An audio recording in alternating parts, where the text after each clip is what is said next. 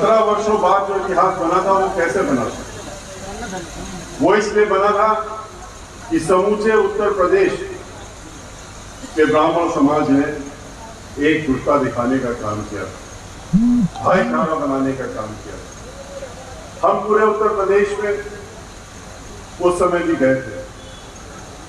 जैसे इस बार 23 तारीख से शुरू किया, आज 7वां दिन है, लेकिन अब हम तभी घर वापसी करेंगे जब हम पूरे उत्तर प्रदेश के सारे जिलों में जा चुके होंगे और अपने समाज के लोगों के बीच में अपनी बात रख चुके होंगे। उस समय भी उत्तर प्रदेश में प्रबुद्ध समाज का, खास तौर से ब्राह्मण समाज का जो तिरस्कार हो रहा था, जिस तरीके से दलित समाज का हो रहा था, दलित समाज के भाई बहनों के साथ में हो रहा था, उतना ही बढ़ चढ़ करके ब्राह्मण समाज के साथ हो रहा था। ब्राह्मण समाज के लोग राजनीति में तो धीरे धीरे शून्य पर पहुंच गए थे और उनकी संख्या 5 और 6 रह गई थी पूरी विधानसभा में। ऐसे समय में जब बहन मायावती जी ने हमको महाधिवक्ता बनाया, उसके बाद हमने जब इस्तीफा दिया उन्हीं के साथ में, तो वो हमको राजनीति में लेकर के आई और उन्होंने हमको राज्यसभा में भेजने का काम किया। लेकिन उसके बाद आने के बाद हमने भी सोचा कि हमारा क्या कर्तव्य बनता है, और इतना तो कर्तव्य बनता ही है कि जहां हमने जन्म लिया है, जिस कुल में जन्म लिया है, उनके बारे में भी कुछ सोचना चाहिए। हमारे पिताजी मुख्य न्यायाधीश थे, हमारे पिताजी गवर्नर भी रहे, हमारे चाचा भी मुख्य न्यायाधीश थे, हमारे बड़े भाई भी न्यायाधीश थे, हम भी बार काउंसिल के चेयरमैन और 45 वर्षों से वकालत करते अब तो हो गए सीनियर एडवोकेट। लेकिन हमारा इससे कोई मतलब नहीं। लेकिन जब राजनीति में हम आ गए तो हमने ब्राह्मण समाज के बारे में भी सोचा, तो देखा कि क्यों शून्य पर पहुंच गए। शून्य पर पहुंचने का कारण एक यही था कि ब्राह्मण समाज जो है वो आपस में ही जुड़ा रहता है, आपस में ही बंटवारा करता है, एक दूसरे को खींचातानी में लगे हैं। ये हमारे समाज का व्यक्ति तो है, लेकिन ऊपर क्यों बढ़ा रहा है, हमें इसको नीचे उतारना चाहिए और हमें ऊपर बढ़ना चाहिए, या हमारे किसी साथी को ऊपर बढ़ना चाहिए। इन्हीं सब उधेड़बंद में हम लोग लगे रहते थे और इसकी वजह से हमारा बिखराव बंटवारा था। तब हमने अनुरोध किया था कि अपनी ताकत को पहचानिए, खाली ये हाथ पैर छोड़ देने से फायदा नहीं होगा। आपको सोचना पड़ेगा कि हमें क्या करना चाहिए, क्योंकि आप बुद्धिजीवी हैं, बुद्धिजीवी समाज कहलाते हैं, और बुद्धिजीवी हैं तो बुद्धि का इस्तेमाल करिए और उसके बारे में, अपने बारे में सोचना शुरू करिए कि ऐसा कारण क्या होगा। तब आपको एहसास होगा कि हम तो 16% हैं, लेकिन 13% तो सरकार भी मानती है कि हम 13% हैं आंकड़ों के हिसाब से। अगर 13% है तो 3 करोड़ के ऊपर है 25 करोड़ की जहां जनता हो, और 3 करोड़ होने के बाद हमारी ये दशा क्यों है? क्यों? क्योंकि वही हम लोग बटे हुए। इसीलिए हमने आह्वान किया जाकर कि आप इकट्ठा होइए, एक साथ होइए, एकजुट होइए और आपस का बंटवारा खत्म करिए।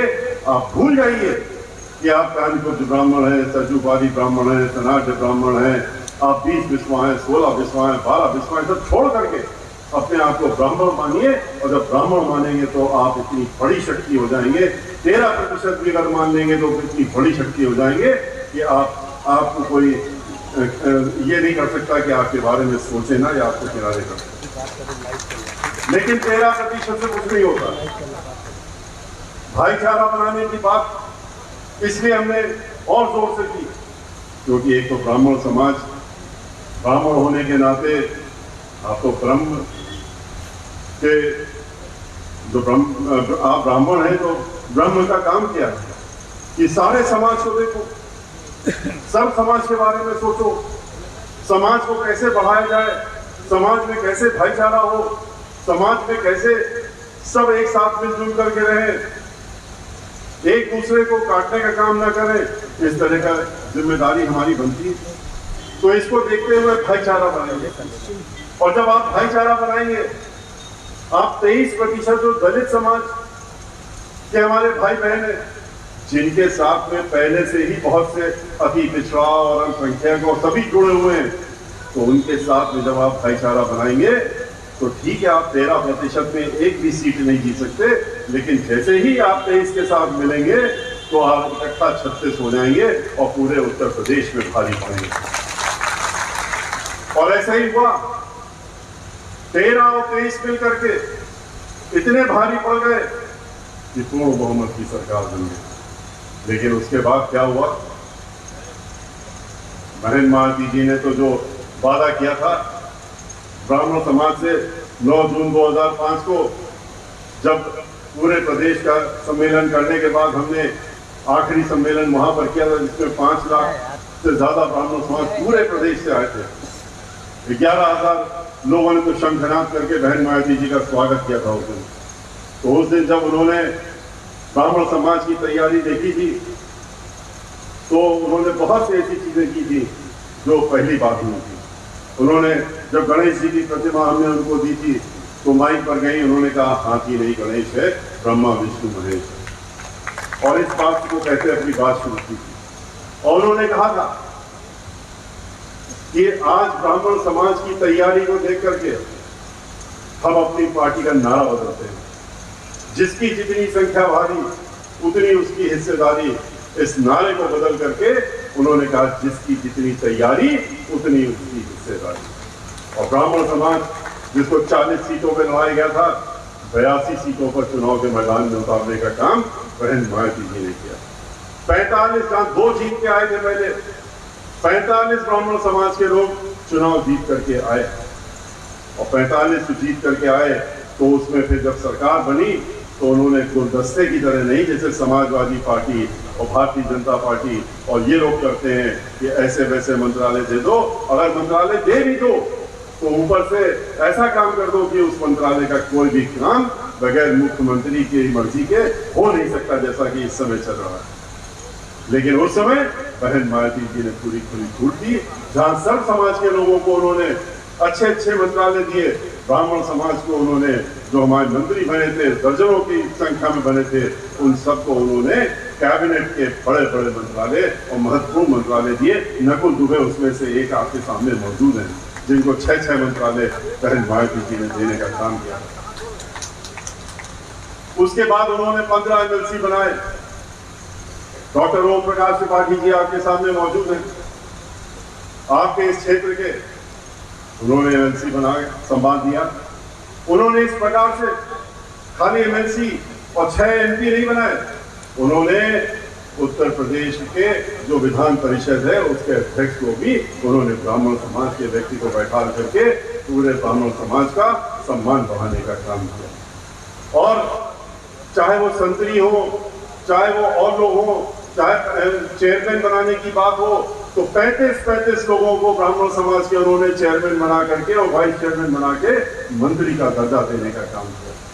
महाधिवक्ता, chief standing council Allahabad Lucknow, additional chief standing council Allahabad Lucknow, additional advocate general, अतिरिक्त महाधिवक्ता इलाहाबाद लखनऊ, 2500 वकील उच्च न्यायालय इलाहाबाद और लखनऊ में मिला के, और 3000 पूरे उत्तर प्रदेश में ब्राह्मण समाज के लोगों को उन्होंने अपनी सरकार बनाने के बाद इनको ये ओहदे दिए। Chief secretary, DGP, chief law secretary, additional cabinet secretary, सभी को, अधिकारियों में भी सबको दिया, उनको भी दिया। जैसे ऐसा नहीं जैसे कि आज है या जैसे समाजवादी पार्टी की सरकार में था, उस तरीके से नहीं। लेकिन हम लोग भूल जाते हैं और किस बहकावे में आ जाते हैं। याद होगा समाजवादी पार्टी ने 2003 और 7 के बीच में क्या किया था। 2003 और 7 के बीच में समाजवादी पार्टी ने ब्राह्मण समाज का इतना उत्पीड़न किया था, कन्नौज के नीरज मिश्रा का सर कटवाया गया था, वो भी सब लोगों को मालूम है। और ये भी पता है कि किस तरीके से चुन चुन करके ब्राह्मणों का उत्पीड़न किया गया था, जैसे कि दलित समाज के भाई बहनों का किया गया। और इसीलिए ब्राह्मण समाज और इकट्ठा होकर के उठा के फेंकने का काम किया था समाजवादी पार्टी की सरकार को, जो कि भारतीय जनता पार्टी ने बनवाई थी। और कांग्रेस पार्टी ने उसका साथ समर्थन दिया था, खुला समर्थन दिया था। भारतीय जनता पार्टी ने उस समय, अध्यक्ष ने और मिल करके उन्होंने 2003 में सरकार बनवाई थी। हमारे 35-37 एमएलए जो बहुजन समाज पार्टी के थे उनको उसमें ले जाकर के मिला करके बनाने का काम किया। सब तीनों एक ही साथ हो गए थे। भारतीय जनता पार्टी और समाजवादी पार्टी एक ही सिक्के के दो पहलू हैं जो दिखावे के लिए अलग अलग बैठते हैं, वरना एक दूसरे के पूरा तय कर लेते हैं पहले से कि क्या करना है। आपने देखा कि उसके बाद क्या हुआ, 2010 से लेकर के 2012 से लेकर के आज 10 साल हो रहे हैं। इन 10 सालों में क्या मिला आपको? ब्राह्मण समाज को कौन सा मान सम्मान मिला? पहले समाजवादी पार्टी की 5 साल की सरकार, राजाराम पांडे जी प्रतापगढ़ के संस्थापक थे, अपने को बताते थे मैं तो संस्थापक हूं समाजवादी पार्टी का, लेकिन किस तरह से बेइज्जत किया, मंत्रालय छीना, बेइज्जत किया अपने घर में, पब्लिक के, मीडिया के सामने।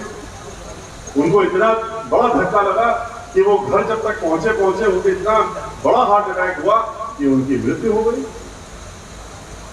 4 लोगों को लेकर के खाली दिखाने के लिए खेल कूद मंत्री या प्रोटोकॉल मंत्री, इस तरह के मंत्री बना करके और उनको दिखाने के लिए कि हमने देखिए ये 4 बना दिए ब्राह्मण समाज को, और उनका नंबर मिलने का सबसे अंत में रखते थे, अपने से मिलने का। 5 साल तक जब प्रताड़ित हुए ब्राह्मण समाज के वहां के लोग, तो अचानक से आपके बीच में एक पार्टी आ गई जिसने कि पूरे देश को बरगलाने के साथ साथ में उत्तर प्रदेश के लोगों को भी बरगलाने का काम किया, बुद्धिजीवियों को भी किया, नौजवानों को किया, किसानों को किया, मजदूरों को किया, महिलाओं को किया, सबको बरगलाने का काम किया। इतनी झूठ बोले, इतना झूठ का कंपटीशन चल गया कि दिल्ली के जो इस समय मुख्यमंत्री हैं कहते हैं हमसे ज्यादा कोई नहीं झूठ बोल सकता, हमसे ज्यादा कोई लोगों बेवकूफ नहीं बना सकता। इन्होंने उनके आगे निकल गए, ये उनके आगे निकल गए, कंपटीशन में आ गए दोनों। कहा कि सरकार बनवा दो, नौजवानों से कहा सरकार बनवा दो, 2 करोड़ लोगों को नौकरी देंगे हम और सालाना देंगे। क्या किया? 2 करोड़ लोगों की नौकरी लेने का काम कर दिया। देने का काम तो नहीं किया, हर साल लेने का काम कर दिया। सारे जितनी भी जहां नौकरियां मिल सकती थी, जितनी सरकारी संस्थाएं थी, उन सबको एक एक करके प्राइवेट खातों में देने का काम कर दिया। जो इनके चुनिंदा 2 या 3 उद्योगपति हैं उनको पकड़ाने का काम कर दिया। तुम लोग चलाओ इस देश को, पैसा हमको देते रहो, देश को लूट लो, और उनको देने का काम कर दिया। नौकरी ठेकेदारी में चली गई, तो नौकरी कहां से मिलेगी? जब आंदोलित हुए नौयुवक, वो तो शांत नहीं बैठ सकते, बोलेंगे ही बोलेंगे। पढ़ाई लिखाई करी है, किसी ने पीएचडी करी, किसी ने और कुछ किया, किसी ने पोस्ट पीएचडी करी, और वो लोग बैठे इंतजार कर रहे थे कि ये तो आएंगे हमको 2 करोड़ नौकरी सालाना दे देंगे। जब लेने का काम शुरू हो गया तो उन्होंने पूछना शुरू कर दिया। जब पूछना शुरू कर दिया तो क्या जवाब मिला, ये भी पूरे देश ने देखा। पार्लियामेंट के अंदर बोले और कहा कि ठीक है नौकरी हम नहीं दे पा रहे हैं, रोजगार तो दे रहे हैं। तो उन्होंने कहा कौन सा रोजगार दे रहे हो? तो बोले कि आप पढ़े लिखे हैं, आप पकौड़ा बेचिए। आप पकौड़े बेचेंगे तो आप अच्छा पकौड़ा बनाएंगे क्योंकि आप पढ़े लिखे हैं। आप नए तरीके से पकौड़ा बनाएंगे और आपका रोजगार चल जाएगा, आपको नौकरी मिल जाएगी, आप अपना स्वयं का काम करेंगे। तो क्या ये पीएचडी करने के लिए इसीलिए गए थे कि ये इनके पीछे इनको वोट देने का काम इसीलिए किया था चल करके कि हम पकौड़ा बिचवाएंगे उनसे पढ़ाई लिखाई करने के बाद? महिलाओं से क्या कहा कि आप हमारे साथ में आइए, हम आपको सारी सुख सुविधा देंगे, हम आपको मकान देंगे, हम आपको गैस देंगे, हम आपको और चीजें देंगे। अब क्या हो रहा है? सिलेंडर जो पहले 200 रुपए का आता था, कहते हैं हमने सब्सिडी खत्म कर दी, बगैर सब्सिडी वाले सिलेंडर मिल ही कहाँ रहे हैं। और जो 200 रुपए का सिलेंडर था 1000 रुपए पहुंच गया। आज घर घर में महिलाएं परेशान हो रही है अपना महीने का बजट चलाने में, चूल्हों में वापस आना पड़ रहा है। ये इनकी देन है। किसानों से क्या कहा कि हम तो आपकी तरक्की करेंगे, हम तो आपकी आमदनी 2 गुनी कर देंगे, आप चिंता मत करिए। जब 14 में भाषण देते थे कहते थे 2 गुनी कर देंगे हम 5 साल के अंदर। जब 19 में पूछा कि तो 5 साल तो निकल गए, 2 गुनी तो नहीं हुई, तो कहते हैं कि 2 गुनी तो कर दिया, आपने ध्यान नहीं दिया। इनकी तो आमदनी पहले भी 0 थी, और 0 को अगर आप 2 से मल्टीप्लाई करेंगे, गुणा करेंगे, तो भी 0 आएगा। तो हम क्या करें, हमने 2 गुनी कर दी है, अभी भी 0 में है। ये तो इनकी सोच है। इन्होंने तेल कंपनियों को बेच दिया, हवाई जहाज की कंपनियों को भेज दिया, रेलवे में जहां सबसे ज्यादा लाखों की नौकरियां हर साल आती थी उसको भी बेच दिया, उसको भी प्राइवेट हाथों में दे दिया। लेकिन इनकी नीयत अभी अभी बची थी। उन उद्योगपतियों ने कहा कि ईस्ट इंडिया कंपनी की तरह जैसे वो आए थे जब हिंदुस्तान में कब्जा किया था, तो उन्होंने एक एक करके पहले ये सारी चीजें ले ली थी। बैंकों को भी कब्जा कर लिया, लाइफ इंश्योरेंस को भी इन्होंने दे दिया है।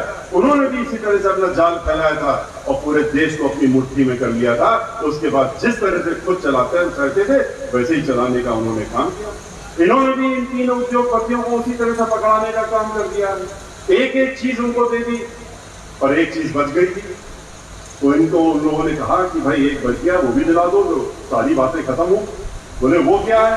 बोले वो जमीन है, और जमीन किसानों के पास है, तो किसानों की जमीन भी हमको दे दो, तो हमारा पूरे देश में पूरी तरह से पूर्ण रूप से कब्जा हो जाएगा और हम अपना ठीक से चलाने का काम करेंगे।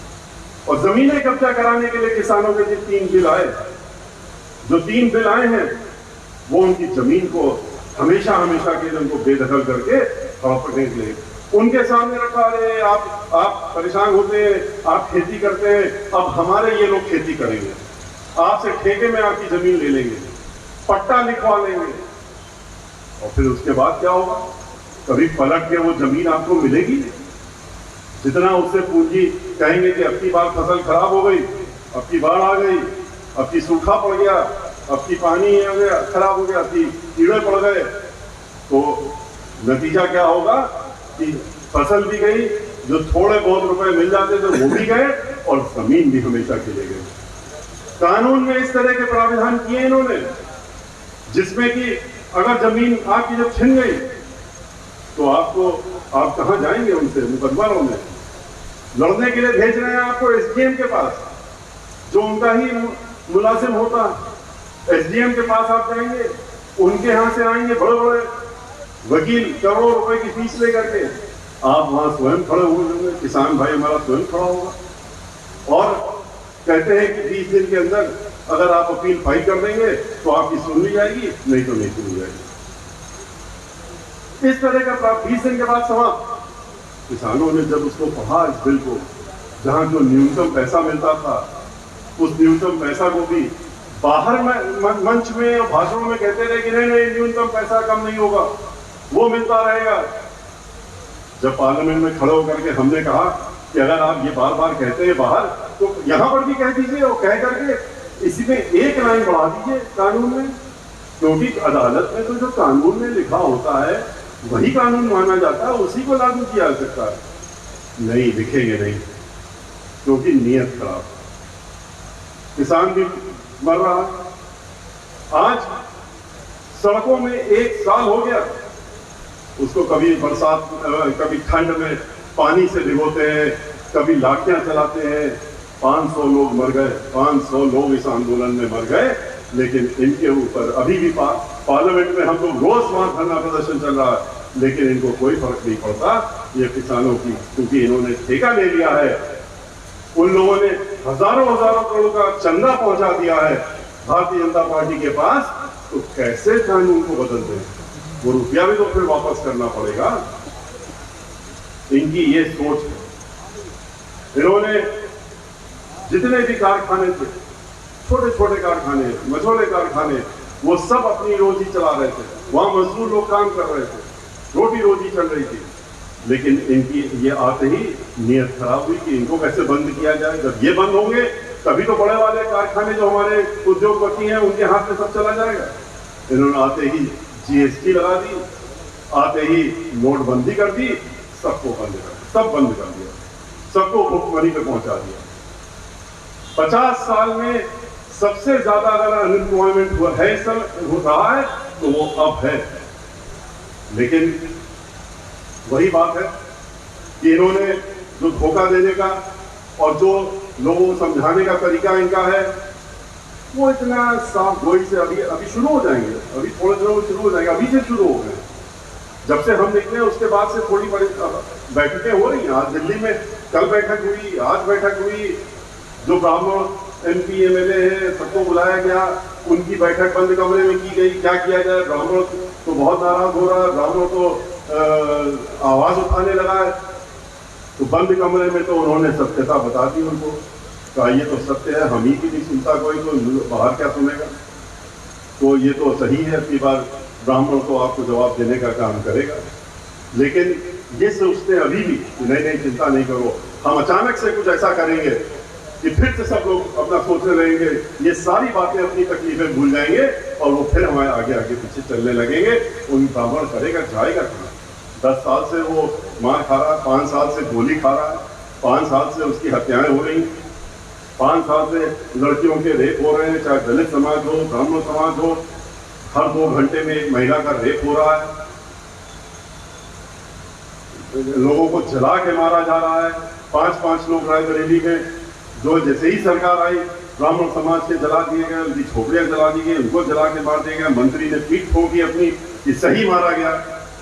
किस तरीके से कानपुर में बिट्टू कांड में देखा आपने कि एक व्यक्ति को लेकर के 50 ब्राह्मण समाज के लोग, जो पूरे चाहे फर्रुखाबाद, कानपुर, कन्नौज, लखनऊ, उन्नाव, आसपास इटावा, औरैया जितना क्षेत्र था उससे सबसे एक लिस्ट बनाई गई, कहा गया कि तुमने 100 नाम डाल दो अज्ञात, 100 अज्ञात इसमें थे, और उसके बाद खाली ब्राह्मण होने चाहिए, और उसके बाद उनको एक लिस्ट बना लो, गिन लो, तुम्हें समय दे रहे 3 दिन का, 4 दिन का, हफ्ते भर का, जितने मजबूत ब्राह्मण तुम्हें दिखे उस क्षेत्र के, उनके नाम उसमें डाल दो और उनको उठवा लो। जितनों को मार सकते हो मार दो जो बड़े वाले हैं, और बाकियों को जेल में सवार दो। इतनी धाराएं लगा दो कि वहीं पर वो करते रहे। 100 से ज्यादा लोग अभी भी बंद पड़े हुए हैं। महिलाओं को नहीं छोड़ा, घर में महिला काम करती थी उसको उठा ले गए, और उठाकर उसके साथ में 6 साल की बच्ची थी, उसकी 3 साल का बच्चा था, उसको भी ले गए और जेल में रखे हुए हैं। आज 1 साल हो गया, अभी भी जेल में। और बीच में अगर इनकी सरकार चलती रहेगी, जब तक चलती रहेगी जेल में रहेगी, वो बच्चे बड़े हो जाएंगे, वहीं धीरे धीरे वो 6 साल से 18 साल की हो जाएगी, वहीं जेल में रहते रहते वो बच्चा भी 3 साल से 18 का हो जाएगा, क्योंकि जब चार्जशीट ही नहीं होगी, कोई मुकदमा ही नहीं चलेगा, उठा के बंद करने का काम कर दिया। इसके अलावा क्या, पुलिस वाले जो बहन मायावती जी की सरकार में कानून के द्वारा कानून चलाने का काम करते थे, उनको भी इन्होंने बदनाम करने का काम किया। उनको कहा कि तुम लोग अगर देखो जो निर्देश दे रहे हैं, अगर ब्राह्मण समाज का आदमी है तो उसका नाम पूछ लो, और रोक करके उसके चाहे 6 गोली मारनी पड़ी तो 6 मार दो, जैसे मारा गया वहां पर, और चाहे 2 मारनी मर जाना चाहिए। लखनऊ में एक नहीं 3-3 लोगों को इस तरीके से नाम पूछ करके मारने का काम किया। इसी तरीके से बुंदेलखंड में व्यापारी को रोक करके और गाड़ी में पुलिस मारने का काम किया गया ब्राह्मण समाज का। आज तक वो पकड़ा नहीं गया किसने, जबकि पुलिस अधिकारी उसको कहा तुमने काम कर दिया, अब तुम जाओ निडर होके घूमो, बाहर चले जाओ। उन्नाव में लड़की का रेप होता है, लेकिन इनके चहेते रेप करते हैं। एमएलए थे तो कहा खुली छूटे जाओ, पूरा प्रशासन लग गया कि नहीं इसको बचाना है। जिस तरीके से बलिया में सामने एसडीएम के सामने खड़ा होकर गोली मारने का काम किया, लेकिन इनके चहेते एमएलए और इनके चहेते जो दूसरे मारने का काम किया था, पूरा शासन प्रशासन लग गया उसको बचाने के लिए। लेकिन अगर ब्राह्मण समाज का व्यक्ति है तो उसको उठवा देंगे, चाहे मुंबई हो, दिल्ली में, वहां रहा भी ना हो, उसकी गाड़ी उसको बंद करेंगे, उसके बाद गाड़ी फिसलेगी, गाड़ी फिसल के वो बाहर निकलेगा, वो भागने की कोशिश करेगा इनके हिसाब से, और उसके बाद उसको गोली मार के शूट आउट कर दिया जाएगा। और एक नहीं कई गए, खुशी दुबे 16.5 साल की लड़की, क्या उसका कोर्स था, उसके घर वालों ने शादी कर दी, वो तिवारी थी, दुबे हो गई, और शादी जब हुई 29 तारीख को शादी होती है, 30 तक शादी की प्रक्रिया, रात में शादी हो रही थी, रात में शादियां होती चलती रही। 1 तारीख 30 तारीख हो गई, 1 तारीख उसका पहला दिन था, हाथों की मेहंदी भी नहीं सूखी थी। 2 तारीख को वारदात हो जाती है और उसको उठा ले जाते हैं। जितनी धाराएं हो सकती थी पूरे आईपीसी में 302 से लेकर वो सब लगा दी गई उसको और उसको जेल में बंद कर दिया। उसके बाद उसको रिमांड होम में भेज दिया बाराबंकी में। उसकी किसी तरीके से बेल नहीं हो, इसके लिए खुद स्वयं मुखिया जो थे वो मॉनिटर करते हैं कि इसकी बेल नहीं होनी चाहिए, इस लड़की को बाहर नहीं आना चाहिए, किसी हालत में जेल से बाहर नहीं आना चाहिए। लेकिन एक नाबालिग लड़की 16.5 साल की, उसको किस दूर में बंद कर दो? कहते नहीं, पुलिस वालों ने एक बयान दिया है कि कहा है कि छत में 2-3 महिलाएं थी और ये भी उसमें रही होगी, इसलिए उठाने गए। फिर भी लगा कि इससे तो बेल हो जाएगी, तो वहां के अधीक्षिका को बाराबंकी की उसको पकड़ा, उसको प्रताड़ित किया, उससे कहा ये चिट्ठी जो हम बता रहे हैं लिखो। उसको चिट्ठी लिखने के लिए मजबूर किया, एक कंप्लेंट लिखवाई, उससे कहा कि ये लड़की खुशी दुबे यहाँ पर है, इस 2 कमरों के रिमांड होम में 48 लड़कियां रहती हैं, उसमें से ये भी है, लेकिन ये कहती है कि अगर हम बाहर निकल जाएंगे, अगर हमको बेल हो गई तो उन लड़कियों को धमका रही है कि बाहर निकलने के बाद हम उन लोगों को देख लेंगे और ठीक कर देंगे, उठवा लेंगे। बताइए, वो लोग भी बंद है, ये भी बंद है। ये बाहर निकल के फिर बंदी घर में आ गए थे, उनको उठा ली जाएगी और इस ग्राउंड पर बेल खारिज करा दी। सबसे बड़े वकील को खड़ा करके अपने सरकारी वकील को कहा कि इसको खारिज करा दो, तो ये सर्टिफिकेट आ गई, फर्जी सर्टिफिकेट। मामला आगे जाएगा, हम लोग भी उसको देख रहे हैं कि ऐसे कैसे कब तक बंद रखोगे। इसकी जगह कि आगे बढ़ते और कहते गलती हो गई, अरे माफी मांगने में क्या जाता है, अगर गलती कर दी तुमने तो। लेकिन माफी मांगना तो दूर रहा, इनका बस चले तो उस लड़की को भी मरवाने का काम करते। 48 लड़कियां 1-2 कमरों के छोटे 2 कमरों में बंद हैं। आप खुद सोच सकते हैं कि 2 छोटे कमरों में आप भेड़ बकरी भी अगर भर देंगे तो भी वो 48 लोग नहीं रह पाएंगे, जहां जिस तरह से उन लोगों को रखा जा रहा है रिमांड होम में, इन लड़कियों को, नाबालिग लड़कियों को। इसीलिए ब्राह्मण समाज को भयभीत करते करते ये उसमें आ गए जो कि अब तो हम कुछ भी कर लेंगे। ब्राह्मण समाज उठ के खड़ा नहीं होगा हमारे खिलाफ, क्योंकि हम तो उनको राम मंदिर दिखाएंगे, हम उनको देशभक्ति दिखाएंगे, वो अपनी सारी इन चीजों को भूल जाएंगे, मेरे पीछे पीछे फिर आ जाएंगे और फिर हमको वोट दे देंगे।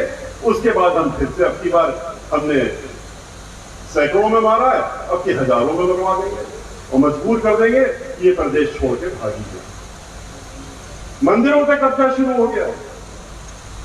इस गुरु पूर्णिमा से वो अभियान शुरू हुआ और शुरू हुआ कि जाओ एक टोली बनाओ, हर मंदिर में जाओ, वहीं बैठ जाओ और जो वहां के ब्राह्मण पुरोहित हैं, ब्राह्मणों को नहीं भेजा जा रहा, दूसरे पुरोहितों को भेजा जा रहा, जिन लोगों को आजकल कब्जा कराया जा रहा है हर जगह। और कहा जा रहा है कि धीरे धीरे इन मंदिरों में घुस जाओ, बैठ जाओ, फिर वहां के जो पुजारी हैं, जो महंत हैं, उनको बाहर करना और हम लोग देख लेंगे और इनको भी कब्जा करें। संस्कृत विद्यालयों को बंद कर दिया, 1-2 नहीं, हमारी सरकार थी 250 संस्कृत स्कूलों को मानदेय हम लोगों ने देने का काम किया। लेकिन इन्होंने क्या किया, इन्होंने जो सरकारी संस्कृत महाविद्यालय चल रहे थे लगभग 1400-1450, उनको धीरे धीरे उनको रुपया न दे करके, वहाँ टीचर की नौकरी न करके जो पढ़ाने का काम करें, उसमें खाली ताला बंद करने वाला और ताला खोलने वाला व्यक्ति रह गया। तो इसलिए उन्होंने कहा कि अब इनको बंद करना है। 500 इस तरह के संस्कृत विद्यालय बंद हो चुके हैं। जो इनका नया आदेश जारी हुआ है उसके तहत में जो बाकी बचे हैं उसमें कहते हैं कि इनको देख लो, इसमें जब बच्चे ही नहीं है तो इनको भी बंद करके और इनको घटा करके 25-30 में मिला के कर दो और उनको चलो। लेकिन हम टीचर नहीं देंगे, हम अध्यापक नहीं देंगे, हम उसमें और काम करने वालों को नहीं देंगे। क्यों? क्योंकि संस्कृत चलेगी तो वेद पढ़ाए जाएंगे, वेद पढ़ाए जाएंगे तो वेदों के अंदर जो और 1100 से ज्यादा वेदों के अंदर पाठ होते हैं वो पढ़ाए जाएंगे। लोगों को पुरानी सभ्यता मालूम होती रहेगी, लोगों को ज्ञान मिलता रहेगा। और खास तौर से क्योंकि ब्राह्मण समाज के लोग उसमें इन पाठन को करने का काम करते हैं, तो वो सब बंद हो जाएगा और धीरे धीरे सनातन धर्म ही खत्म हो जाएगा। इनकी तो बहुत दूर की सोच है। कहते हैं कंप्यूटर पढ़ाओ, इसमें ये सब मत पढ़ाओ, ये सब पढ़ाना बंद कर दो, संस्कृति खत्म कर दो इस देश की। इसीलिए आपने देखा होगा कि जब हम अयोध्या गए, बहन मायावती जी ने जब ये अपना मीडिया के सामने आकर के कहा कि इन प्रबुद्ध सम्मेलनों को वहां से शुरू किया जाएगा, अयोध्या से शुरू करा जाएगा, और हमारे लिए कहा कि हम शुरू करेंगे, तो एकदम से नींद हो गए, परेशान हो गए ये अयोध्या क्यों आए। जब हम अयोध्या गए तो जैसे कि बिल्कुल चारों तरफ से घेरने का काम किया, अयोध्या क्यों आए, अयोध्या क्यों आए।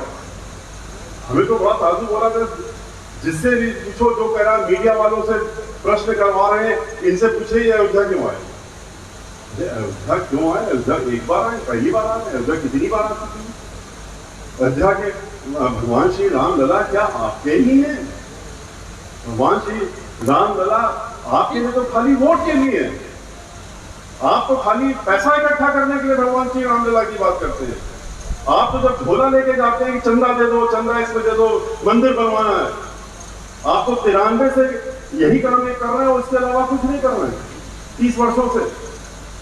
और लाखों करोड़ रुपया डॉलरों में बाहर से, विदेशों से आपके पास आ चुका है।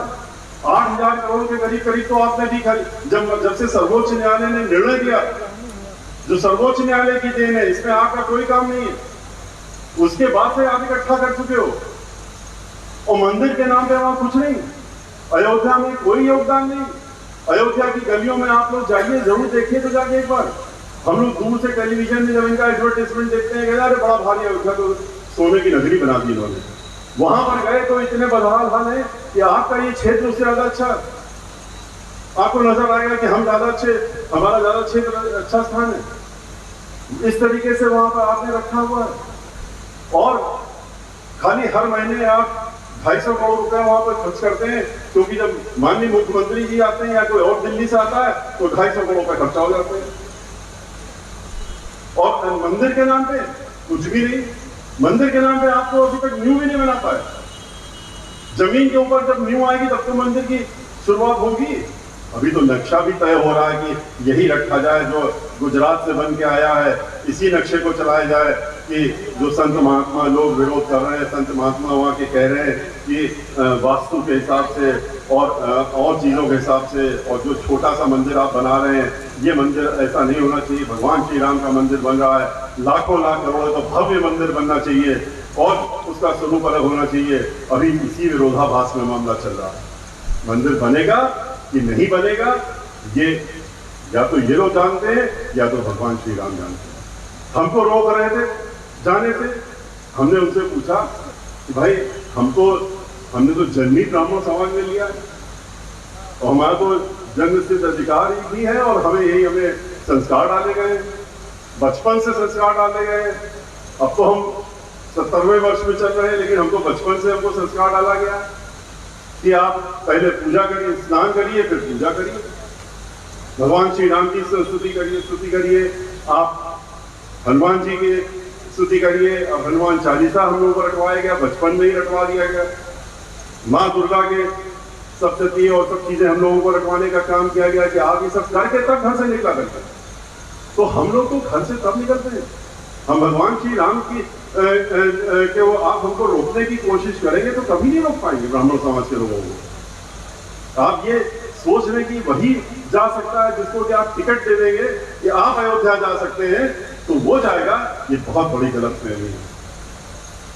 हम लोग भगवान श्री परशुराम के वंशज हैं, और भगवान श्री परशुराम जी कौन थे? वो तो भगवान श्री विष्णु के अवतार हैं, आज भी मौजूद है और उनके अवतार हैं। और भगवान राम क्या थे? भगवान राम स्वयं विष्णु कहा जाता है, विष्णु ने अवतार किया, खुद स्वयं आके। तो आप कैसे हम लोगों को वंचित कर सकते हैं उनके दर्शन से?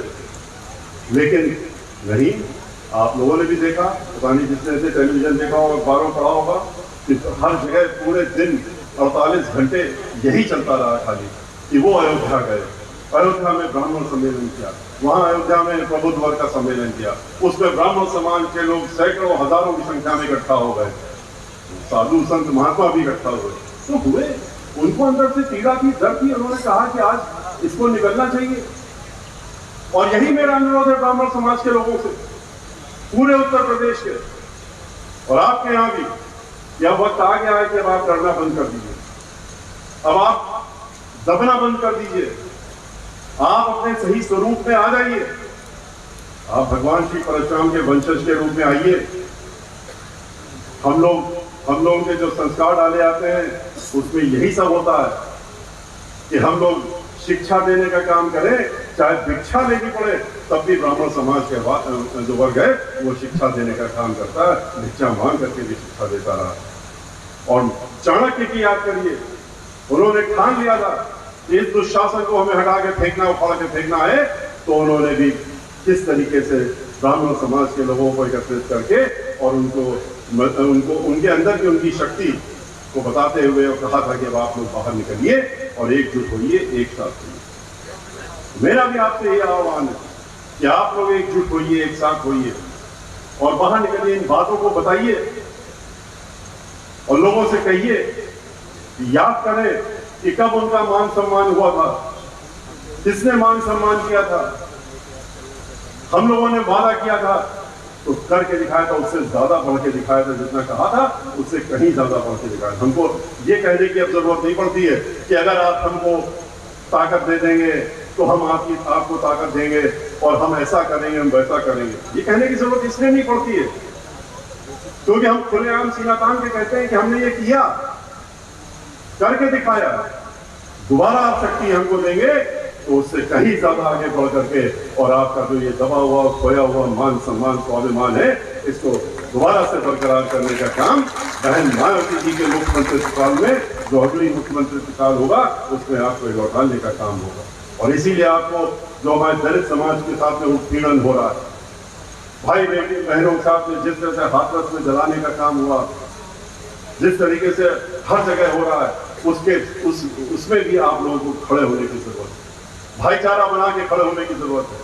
भाईचारा जिस दिन आप लोगों ने पहले बनाया था, उस तरीके से भाईचारा और मजबूत करते हुए आप खड़े हो जाएंगे तो आप देखेंगे कि एक दूसरे के आप पूरक हैं और आप पूरक होने के बाद एक मजबूत शक्ति हो जाएंगे और वो भी काम अपने आप आपका हो जाएगा जो समाज में रहते हुए आपकी जिम्मेदारी भी है और जिसके हर ब्राह्मण समाज के व्यक्ति की जिम्मेदारी है कि हम सारे समाज को लेके चले, इनकी तरह नहीं कि एक को अलग कर दिया बाकी सबको ठोक दो।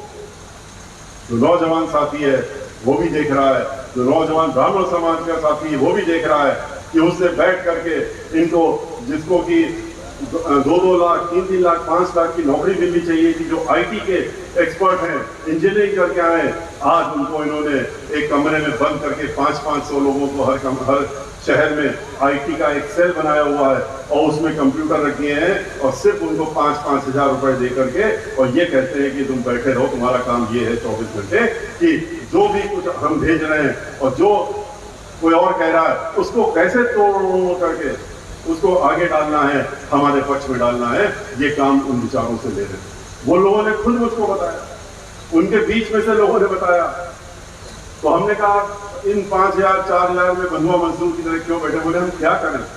वो तो कहते हैं पकौड़ा बेचो, पकौड़ा भी नहीं बेच सकते। क्यों? क्योंकि तेल इतना महंगा कर दिया, पकौड़े का दाम ही नहीं मिलेगा, तो अब तो वो भी काम नहीं कर सकते हैं, तो क्या करें? इसी में हम बंधुआ मजदूर की तरह इनके साथ में लगे हुए हैं। लेकिन अच्छी बात, खुशी की बात यह है कि वो लोग भी अपने आंदोलित अंदर से हो रहे हैं कि वो भी हमको विश्वास दिला रहे हैं कि आप चिंता मत करिए, वक्त आने दीजिए और अभी थोड़ा और समय दीजिए, उसी जगह पर बैठ करके हम इनको पलटाने का काम करेंगे अपने इन्हीं हाथों से इन्हीं।